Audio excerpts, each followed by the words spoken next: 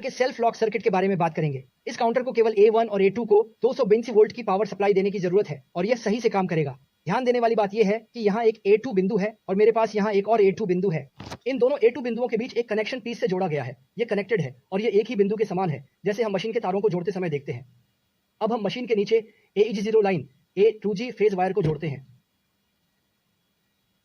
तार सही से कनेक्ट हो गया है। अब हम ब्रेकर को पावर देते हैं। सक्शनर को सक्रिय करें, फिर पावर को बंद करें और सक्शनर को रीसेट करें। रोजमर्रा के उपयोग में जैसे कि उपकरणों के अंदर हम एक ब्रेकर का उपयोग करके काउंटर को नियंत्रित नहीं कर सकते, इसलिए इस समय हमें 2 स्विच बटन की आवश्यकता होती है। हरा बटन स्टार्ट बटन है और लाल बटन स्टॉप बटन है। जब हम स्टार्ट बटन को दबाते हैं तो यह काउंटर सक्रिय हो जाता है। जब हम स्टॉप बटन को दबाते हैं तो सक्शनर रीसेट होता है। स्टार्ट और स्टॉप बटन में 2 सेट होते हैं। एक सेट सामान्य बंद संपर्क होता है और दूसरा सेट सामान्य खुला संपर्क होता है। इसका मतलब है कि जब हम स्टार्ट बटन का उपयोग करते हैं तो हमें हमेशा सामान्य खुला संपर्क याद रखना चाहिए और जब हम स्टॉप बटन का उपयोग करते हैं तो सामान्य बंद संपर्क याद रखें। अब हम इस स्टार्ट बटन पर हैं। हम इस फेज वायर को काटते हैं और इसे सामान्य खुला संपर्क पर जोड़ते हैं। पहले यह एपिसोड पिछली प्रक्रिया को सीमित करने के बाद मैं यहां छोड़ रहा हूं। हमें बस इस सामान्य खुला संपर्क पर ध्यान देना है। यह एक स्टार्ट बटन है। अब हम एक बार स्टार्ट बटन को दबाते हैं, देखते हैं कि क्या काउंटर सक्रिय हो सकता है। जब हम इसे छोड़ते हैं तो देखते हैं कि क्या यह सक्रिय रह सकता है, लेकिन जब हम इसे छोड़ते हैं तो यह भी बंद हो जाता है। यह अभी भी हमें सक्रिय नहीं रखता है। जब हम स्टार्ट बटन को दबाते हैं और फिर छोड़ते हैं तो यह एक पल के लिए नियंत्रण जैसा होता है। अब यह बिजली इस स्थिति तक पहुंच गई है और जब मैं बटन दबाता हूं तो यह इस बटन के माध्यम से इस तार तक पहुंचती है और फिर इस काउंटर को पावर देती है।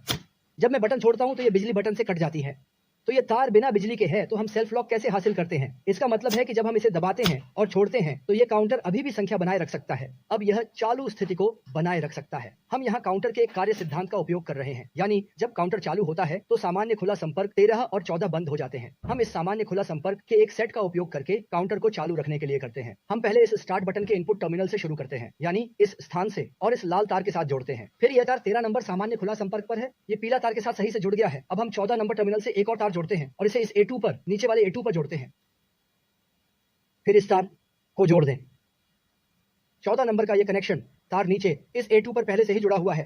अब हम बटन दबाकर पावर चालू करते हैं। आइए देखते हैं इसका क्या प्रभाव है।